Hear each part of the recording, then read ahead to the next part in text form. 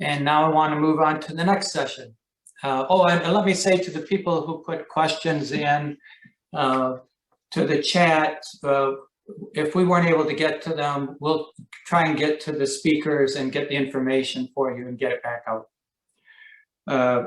So for the next session, it's suicide prevention in 988, the effectiveness of National Suicide Prevention Lifeline. And the panel includes John Draper, Madelyn Gould, and Alison Lake. Dr. Draper is the Executive Vice President, National Networks, Vibrant Emotional Health. Dr. Gould is the Irving Phillips Professor of Epidemiology and Psychiatry at Columbia University. And Alison Lake is the Research Project Director, Columbia University Department of Psychiatry, Division of Child and Adolescent Psychiatry. So John, please go ahead. Happy to do so. And in fact, if we could just go ahead and put up the PowerPoint, great, thank you. Let me just skip ahead a little bit and do the disclaimer so everyone knows it's not SAMHSA talking, but it's John Draper from Vibrant Emotional Health talking. Go to the next slide if you can. And since I'm speaking for myself and not SAMHSA, and this is not even necessarily for Vibrant, but just a couple of things before we start to hear about how effective crisis lines are and the studies that have been done over the many years with Dr. Gould and Dr. Lake and others. This is a time of great reflection for us in this transition, but also for other reasons too. You know, I first met Dr. Gould nearly 20 years ago. And during that time, she was embarking on the very first study of the effectiveness of hotlines. Our crisis line in New York City, 1-800-LifeNet, which was run by, at that time, the Mental Health Association of New York City, and now Vibrant Emotional Health. LifeNet was one of 8 centers that were involved in the very first study of the effectiveness of hotlines. And at that time, this is 2002, we were still very much in the wake of disaster mental health response from what many would say is one of the greatest mental health disasters in this nation's history, following the attacks on 9/11, which of course many of us will be observing and reflecting on tomorrow.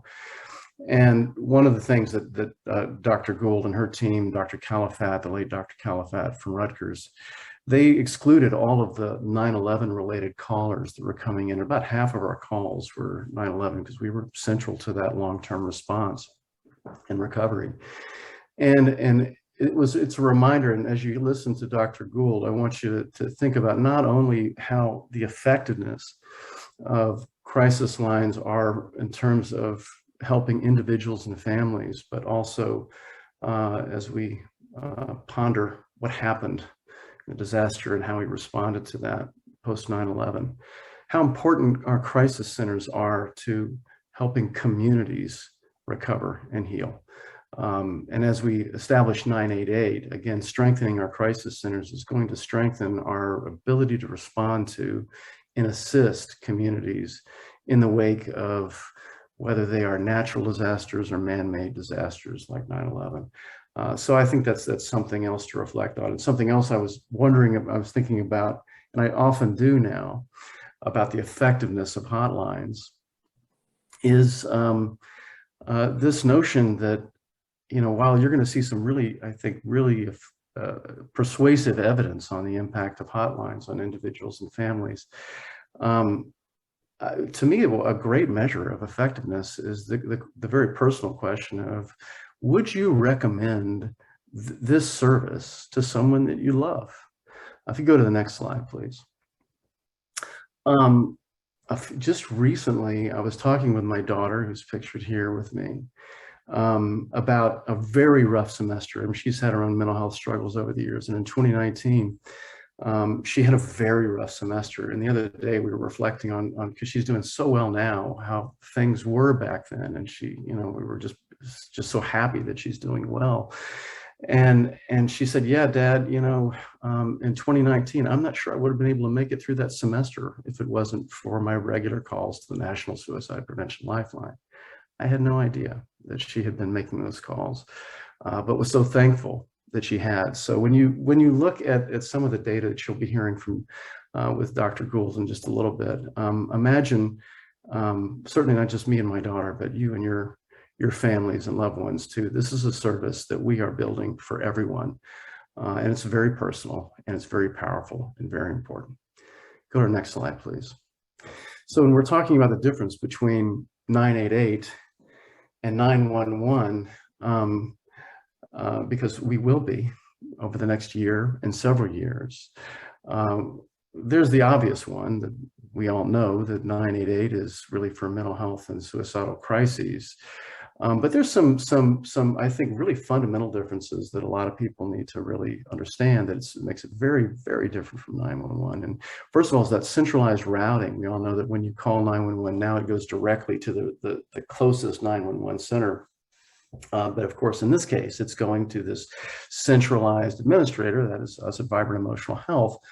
And that has a lot of I think, real advantages. It allows us to have backups and efficiencies. If a 911 center goes down, there's no backup for that locally. We do have national backup centers that enable us to be able to back those up. And we can also provide centralized quality assurance and operating standards. 911, believe it or not, does not have centralized or quality assurance standards across the board. They all are very independent in the way they operate. They certainly share ideas and share values, but in terms of actual operating standards, they do not have them. Another real fundamental difference, as you'll be hearing with Dr. Gould, is that yes, if you call 911, they occasionally will intervene, say a few things that might help you stay safe in the moment that are really important. But what we do is not necessarily and exclusively a dispatch service, which is really what they're inclined to do. Our service is really about first de-escalating crises, helping to stabilize the moment where you don't actually need a dispatch most of the time. So it is about providing an effective service over the phone or text or chat that will actually reduce the experience of the crisis. And we can also link to care and outreach and follow-up services as needed. Next slide, please. What I was just mentioning about the de-escalation of crises. And we do hear a lot about the continuum of care, which is a very important aspect of what 988 will become. But right now, what can happen when you phone Lifeline is that we can de-escalate crises about 80 to 90% of the time, where a dispatch service is not really needed. We can certainly make referrals, but in terms of something that is required to stabilize the crises, most of the time we can manage that via the phone, text, and chat exchange. In the event that we have mobile crisis teams available to us and need to dispatch them, then about 70% of the time, those mobile crisis teams can resolve the issues in the field. And if they need to go to crisis receiving facilities, such as crisis stabilization services, then about 65% of them can be discharged to the community without having to go to an ED or hospital. And then if there are wraparound services in the community, then they can remain stable in the community. So this is the ideal system that we are all building towards, and I think we've been talking about for several months now. But next year, please go to the next slide.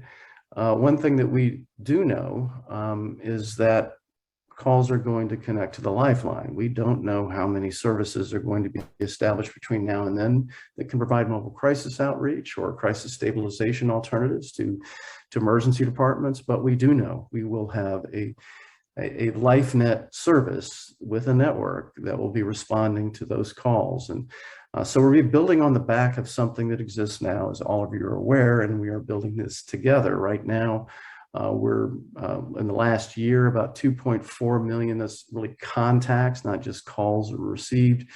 Right now, we've got about 190 plus centers. We'll soon be expanding to 10 national backup centers, probably be expanding our crisis chat centers, which are 30, and we'll hopefully be establishing more through the states and your assistance, as well as some of more texting centers. Actually, the texting centers are now integrated into those crisis chat centers. We have some Spanish centers that are also providing national services for Spanish-speaking individuals, as well as the Veterans Crisis Line, which is the Press One service. Now, back in 2019, we did we published this survey, or actually produced this survey in 2020, early 2020. About 30% of the Lifeline centers were receiving public funds to specifically answer Lifeline calls, and that is rapidly changing, thanks to much of the work that you all are doing and the work that legislators, as well as Vibrant and our partners, are doing to help promote the idea that crisis centers need to be funded. Next slide, please. So what are we going to be building and expanding on? How, as we build on the back of the Lifeline service, how will it be, maybe not different, but more? Certainly one thing that we can expect it will be more of is one that is of greater scale of access and visibility. More people will know about it. It'll be easier to dial and remember. And we would expect that would penetrate public awareness, with or without a national campaign, which is sure to come. But we do think that over time, this is going to become ubiquitous. And many people will be accessing it. Certainly the scope of the service to some degree, while this is 988 is for suicidal and mental health crises, that's not terribly different from the Lifeline Now, which does receive calls from people who are in emotional distress and suicidal crises. About 25% of our calls are suicide related. So really the majority of them are not people who are suicidal, but this will be talked about as both a suicide prevention and a mental health crisis hotline, with more of an emphasis on the crisis care continuum than we've ever really talked about publicly before, and certainly have aspirations for together to build, and will be crucial, as noted in the previous slide. We also want to make sure that we're building equity in this service from the ground up, that it's essential that this service is equally accessible to all persons in suicidal and mental health crisis. It's got to reach and serve persons also with functional, linguistic, and access challenge needs. And we want to provide many ways for them to be able to access through omni-channels, such as not just calls, but chat, text, follow-up capabilities, perhaps over time and down the road, maybe even video conferencing. We're far from that now. We still need a lot of chat and text to be established. But we do want to make this about a service that is providing a means of access that works best for the individual who's seeking help. Also, we want to make sure the services can be customized and specialized to serve some specific cultural needs. LGBTQ plus youth have been name-checked as a very important and high-risk group that we need to provide some specialized services for, including training of our staff members, as well as perhaps some options for readily accessing a service that is designated to provide that help.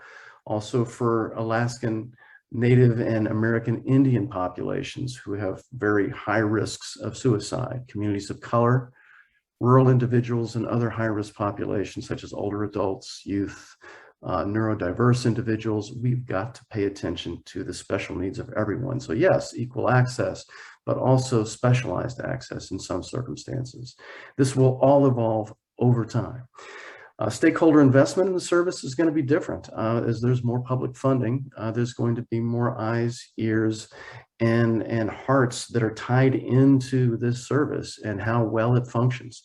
The public visibility of this, as well as that public funding, are very much going to impact service expectation standards for network performance. So go to the next slide, please. Right now, one thing that if you look at this, you're going to see some radical changes over the next few years. This is what's happening with the Lifeline by volume now. Many of you probably aware, certainly, of your state's responsiveness in terms of Lifeline calls by channel. That's call, chat, and text. We've been communicating that regularly, but overall, the big picture is about 83% of our contacts are answered, about 26% of our chat, and 51% of our text. Clearly, demand is outstripping supply. It is a challenge that we all share, and this is a reminder that we have a lot of work just to build 988 as a ramp up to be able to provide services for people now, even before the gun goes off at the starting line in July of 2022 for 988. So this is a challenge that SAMHSA is aware of, we're aware of, you're aware of, and we all need to work together to build the resources to be able to respond to these needs as quickly as possible. This, by the way, is excluding the Veterans Crisis Line and Spanish language callers. Go to the next slide, please. So when one day there is a full-scale campaign for promoting 988, a wall-to-wall media saturation kind of campaign, and not likely to do that certainly in 2022, maybe sometime in 2023, SAMHSA will determine that. But when that happens, we would project considerably higher growth. Now, there's a lot of different models for growth. This is a kind of a medium volume. We did a kind of a low-scaled volume predictions. There's medium volume and there's high volume predictions. So it's just taking this moderate scale viewpoint.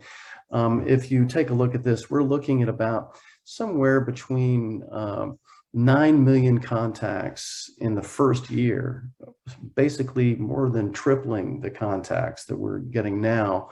And this again is with a full-scale campaign. And this would also include diverted calls from 911, people who might otherwise be calling 911 instead calling 988. It might also include people who might have originally called one hotline, but now are hearing about 988. So over time, those deflected calls will grow, but not substantially, probably at first. But after 5 years, it could be as many as 24 million contacts. So building capacity is crucial for this service. Next slide, please.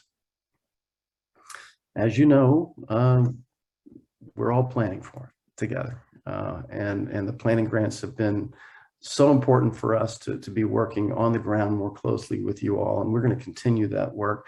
If we go to the next slide, please. I think one of the more valuable, and there's been a lot of valuable resources that have been developed in tandem with your state, our team. EDC has been very helpful as a partner in this. Is really getting a picture specifically of what your state's needs are and what some of the projected contact volume will be and how to prepare for that, how to staff for that, how to fund it overall. So I think these reports have been particularly valued by a number of our state colleagues. Next slide, please. And our states have been making tremendous strides recently. As I mentioned, back in 2019, early 2020, about 30% of our centers were receiving a Lifeline or funds specifically to fund our centers to respond to Lifeline calls, and that is changing. Now we've got about 28 states, and this number is likely to be growing as we speak, that are providing more funds for specifically answering Lifeline calls. These are some examples of states and territories that have recently allocated or increased the funding specifically for Lifeline centers through multi-year RFPs. Some have involved 988 legislation as and specific funding initiatives, as we heard from Kentucky, Texas, and Utah. And there's different types of funding, as you all know. Some, we can go back to stay at this slide for just a moment. Some of this has been, there's been some like Utah and Indiana that have had some, as you heard from Doug in Indiana, there's been some 988 related legislation, but their state has provided funds. There's also been legislation with fees that have been tacked on to cell phone bills that have been successfully passed in Virginia and Washington, legislation with fee level that's not yet been determined from the cell phone bills, such as in Nevada and Colorado, and legislation where fee feasibility from cell phone bills is still being studied, such as Nebraska and Oregon. Next slide, please. There's been, and this is a map which again is evolving in terms of 988 legislative activity. California and New Jersey, Massachusetts all have legislation introduced and is active. I think California most recently is, you may be aware of, and we're very excited about, their state has slated $20 million for Lifeline centers, which we're very excited about. And also there's some that have signed into law legislation. You've heard a little bit about that. The previous slide noted that. Those are the states in the green, the states in the orange, where legislation is introduced and inactive. A resolution was passed in Alabama and Idaho, and there's also some chambers where legislation has been passed in both chambers, New York being one of them. So go to the next slide, please. There's been federal funding that is that looks like it could be made available. Some has already been made available through block grants. Some relates to certified community behavioral health clinics, which may have an impact on crisis services through those grants in specific states. And we're very excited about the prospect of the National Suicide Prevention Lifeline receiving some funding in this upcoming year that could be flowing through SAMHSA or Vibrant to support our crisis centers. Again, we'll wait to see how that goes, but right now the President's recommendation is about $102 million, and the House is looking at about $113 million, with some proportion of that is sure to go to crisis centers. Next slide, please. So what is it that we're going to be doing with you all as partners to make sure that we work together to resource centers? We're going to continue with NASHPD, identify and share successful state funding approaches for our 988 Lifeline centers. We'll continue our regular NASHPD meetings with you all and discuss 988 needs and challenges. We'll be regularly communicating and providing TA as needed to your state 988 coalitions, which is very important to be maintained over this time. And we'll be providing regular data reports to states on Lifeline contact volume response by state. We'll be providing education and information about your challenges and your needs to national and state advocacy organizations, including SAMHSA and Congress, so they know what each of your states are going to be needing to make sure that we have sustained capacity. We also have our National and State Policy Director, which will be promoting legislative efforts to enhance state and national resources, and we'll be keeping SAMHSA informed about state challenges and needs, as well as informing Congress over the coming years. So that's about it. Just wanted to give you all a little update as to where we are with our capacity challenges, what we have on the road ahead in building 988 together. We very much look forward to our continuing work. If you go to the last slide, you can see these are the people that, aside from me, you know Matt and you know Laura, these are folks that'll be really important for you to stay in contact with. Thank you, Brian. Really appreciate the opportunity to speak with you all today. Thank you, John, and let me move over to Dr. Gould. Dr. Gould? Mm-hmm.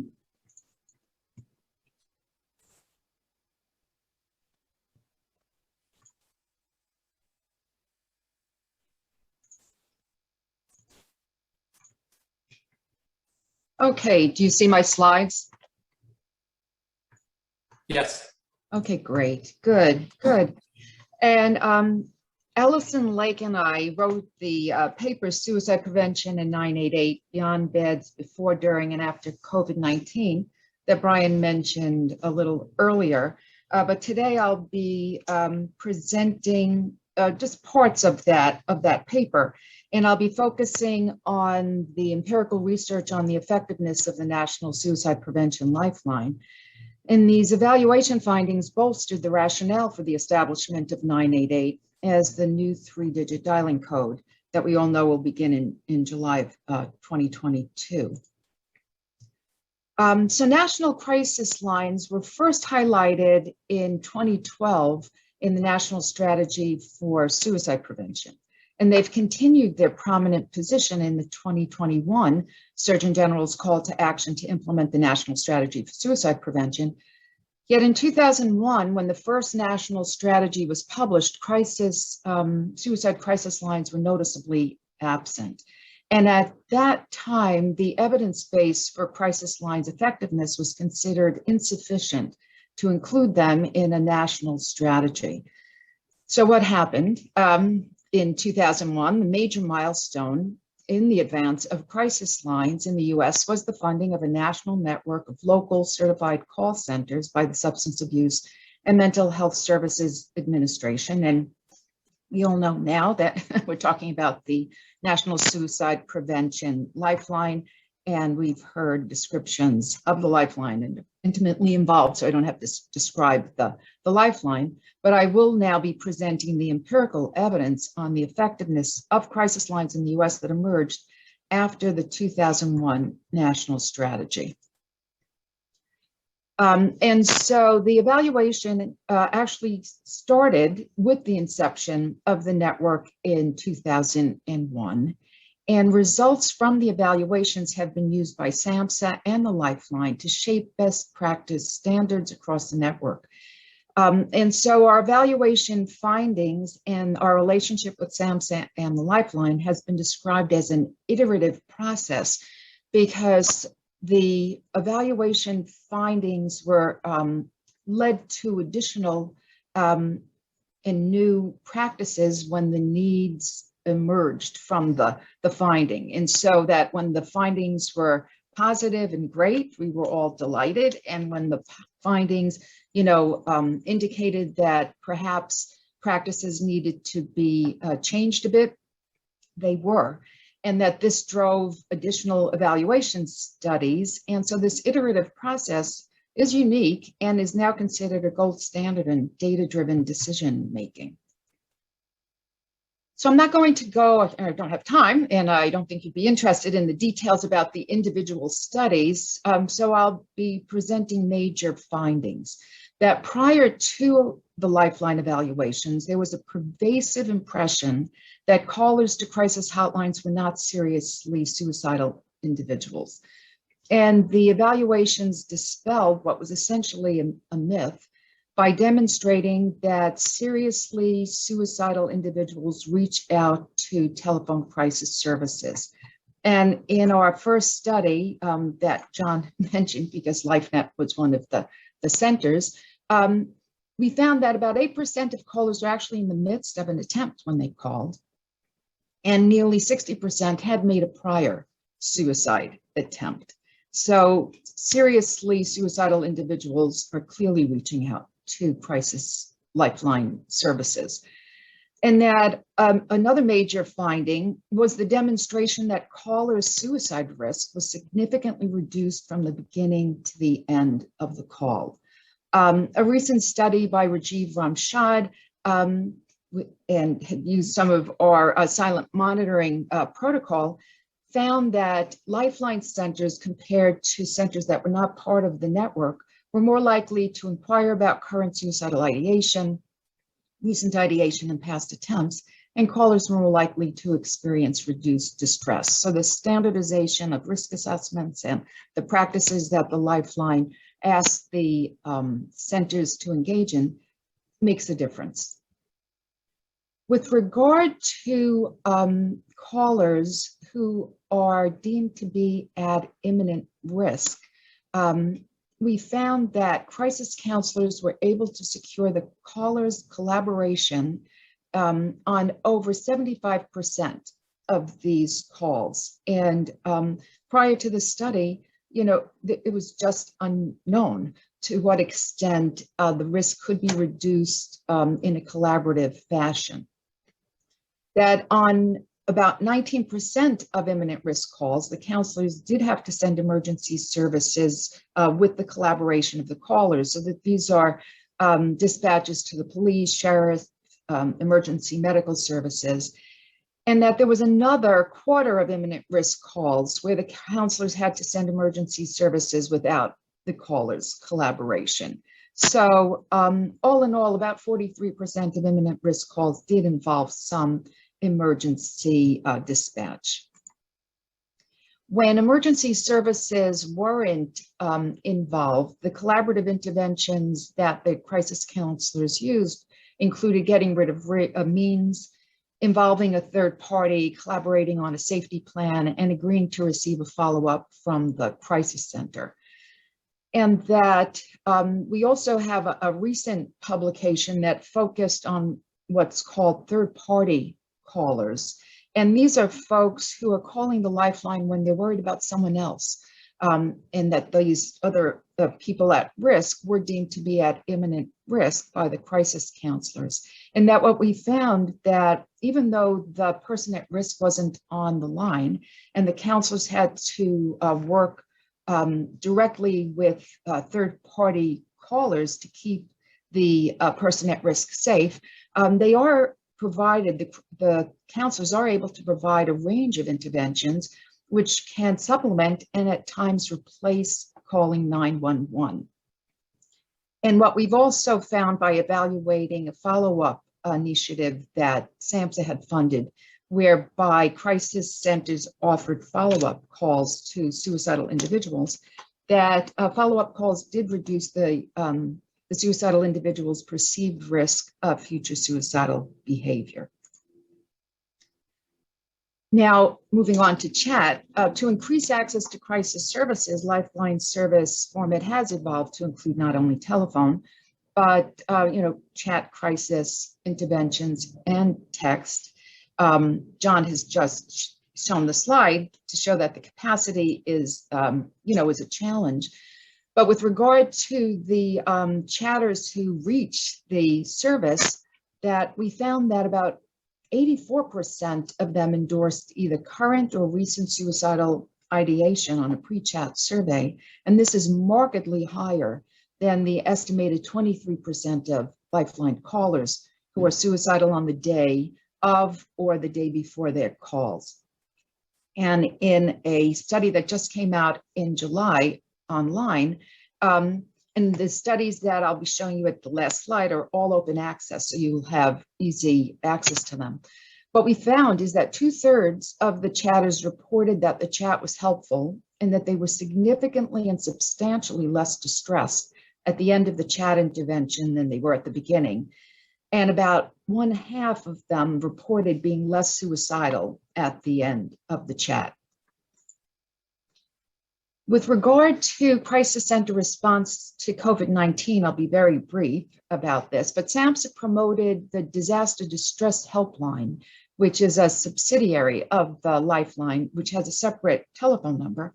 And that promotion did lead to a dramatic increase in calls, but less than 1% of the callers to the Disaster Distress Helpline and texters to the line were identified by the counselors as being suicidal during the period, that they certainly were in distress, but many needs that emerged because of COVID were being addressed by the Disaster Distress Helpline, but those who were suicidal were not calling that line. They were continuing to call the Lifeline. Lifeline counselors were offered training in phases of reactions to disaster and potential mental health challenges related to COVID-19.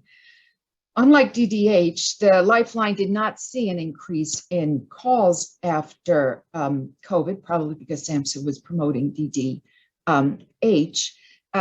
But unlike our first study where John mentioned that we had excluded callers who are calling about 9/11, the current evaluation that we're engaged in is specifically looking at the impact of COVID-19, and that we are engaged right at this moment in analyzing the data and writing up that publication. And has been mentioned in other presentations is that many centers did transition to remote work and remote supervision during this time period, and as others have said, may impact on the future direction and labor issues that capacity issues that we know is an issue. So with regard to a summary of the findings of the Lifeline evaluations, individuals at risk of suicide do utilize suicide hotlines. Callers experience reductions in their crisis and suicidal states over the course of the crisis call. Crisis counselors can collaborate with callers to de-escalate imminent suicide risk without the use of 911 or an emergency department. Callers may experience, what we did find is that callers may experience continued or recurring suicidal thoughts in the weeks following their crisis call, because it is one call. We don't expect to resolve everyone's extensive life issues in one call.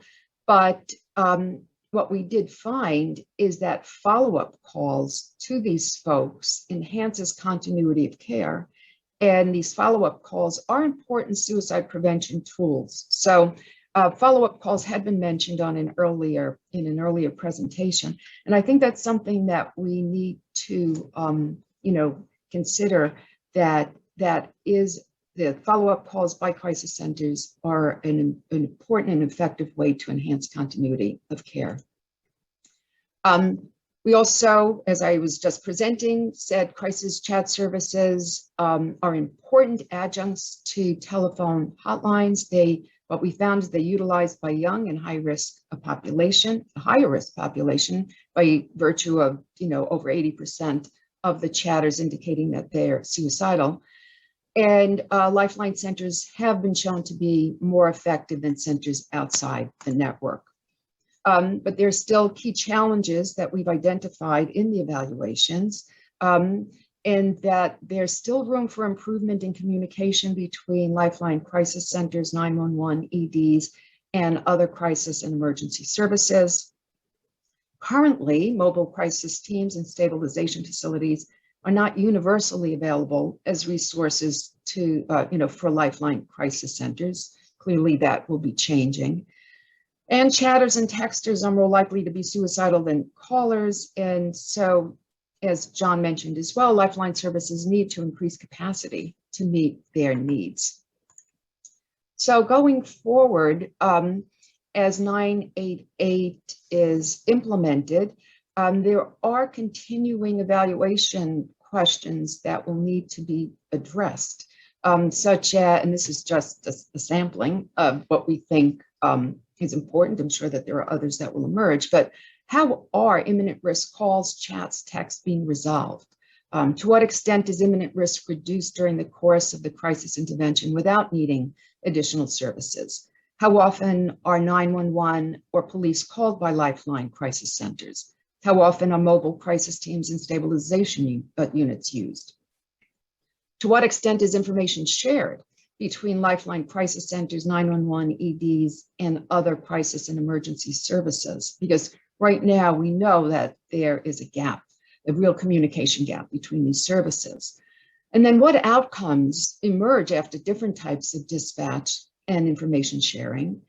And do dispatch and outcomes vary for different ethnic, racial, and gender groups? And so I know that I have gone through a lot of material. I tried to speed up because hopefully we'll have some time for questions. And these are citations that you'll get when you get a copy of the slides. And as I mentioned, that at least all of our evaluations of the Lifeline are open access, so that they'll be readily available. Okay, I'll stop sharing. And okay, so I'll turn it over. I think we have time maybe for a few questions. And I'm glad that you'll get a copy of these slides because I know I spoke very quickly to make up for some time. Okay, and thank you for inviting me. So thank you, John. Thank you, Maddie. And let me see what questions are in the chat. And also, if people are interested in asking the question themselves, just put up that yellow hand. For John from Sherry Dawson in Nebraska. Nebraska is working with 911 PSAP statewide advisory committee. The 911 centers are moving to next generation technology. Vibrant and 988 are working on the technology. Geolocation is a topic, and interoperability of the 988 and 911 technology, of course, needs to be part of the implementation. How are 911 and 988 collaborating on the technology? We actually are, it's a great question and something that's been vexing us for quite some time. There's two types of geolocation. One is what we would call coarse geolocation, which takes us to the nearest cell phone tower. Which is great for routing. So that allows us to make sure that we can get to the nearest center, and typically in the neighborhood of the individual that's contacting. That's really, great most of the time. However, there are some times when the person is unwilling or unable to tell us their location, and makes it really difficult. And they're also on the move. And certainly that happens if they're phoning from their cell phone. So it's really difficult to have the more granular geolocation. That in some circumstances, that's going to be really necessary for being able to find somebody, for example, who's overdosed and can't really tell us where they are. We're working with 911 and the FCC and a few in the Veterans Crisis Line, SAMHSA, and we'll be working over the next few months to see what are the ways in which, short of Congress saying you have to give geolocation to the National Suicide Prevention Lifeline for 988, short of doing that, at least in the meantime, seeing what technological means can be deployed for us to be able to do that. 911 is very invested in supporting our ability to do that, because we hand over to them often these impossible circumstances. If this person is dying, can you find them? And they'll say, this is really hard for us. We don't have, we need your geolocation capability and you don't have it. So they're very much supporters of this. And we're hoping that over the next several months, this is something that will be resolved. Probably will be in phases though. Thank you, John. Thank you. This is. I think, go ahead. I'm sorry. Hi, Brian. I'm sorry. This is Sherry. Thank you, John, for that information. I know one of the other opportunities that we're looking at, for example, poison control and some of the secondary PSAPs in our state. 911 will have the next gen technology for those secondary PSAPs to be able to really have live conversation as opposed to kind of a handoff. Curious in looking at, again, the technology, what do I want to say, alignment or interoperability with that next gen that we know 911 is going to have, assuming that's part of the conversation as you guys develop whatever RFP you're working on as well. Yes, it is definitely a part of the conversation. And Sherry, there's a lot more conversations to be had. They're, again, not sure to what degree. I mean, I think there's a lot of will to make this happen. There's a lot of mutual interest and understanding that it should be done. I think there's some question about, whose responsibility is to make sure that it must be done. And hopefully over time that will be discerned. Thank you, John. We have a question from Robert Wertheim in Colorado. There are challenges of central routing in that it doesn't integrate into other services that already exist in statewide centralized systems. We in Colorado will have to run 2 separate hotlines as a result. It's a little premature to say that. I mean, I think that we see that in developing a unified platform as something that is necessarily going to be phased in over time. I think it's not realistic to believe that every system is going to abandon, or every state is going to abandon their current system to get on the unified platform. So there's going to have to be some interoperability, some what we call APIs that allow for one system to speak to the other. The most important thing at first, though, is that we have the ability to see how the calls are connected from service to service, and making sure that when we route them to you, that we can see that it's actually reaching somebody and how much time that takes, and also to be able to share data in a uniform way. So those are the first goals that we have to work together to make sure that are accomplished. Over time, there's obviously some real strengths in everyone sharing the same platform, but that will take some time, and we expect that again, that's going to take a lot of working together to enable that, and probably over several years. Thank you, John. And one last question, Maddie. One of the questions that comes up is when law enforcement is involved. We all have anecdotal knowledge about terrible outcomes when law enforcement gets involved. But are you aware of any good studies, any data that shows really what the data is when law enforcement does get involved? The only data that we don't have. So the answer is no.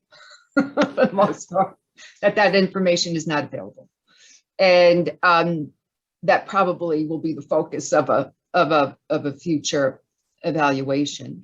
And that the only thing that we know is anecdotal evidence from, callers who have told us some horrendous, experiences of being tasered and then not wanting to call the Lifeline again after, or any crisis center, or they don't want to be identified, or what you see in the newspapers. But with regard to systematic, well designed research studies, we don't have them. We don't know the results.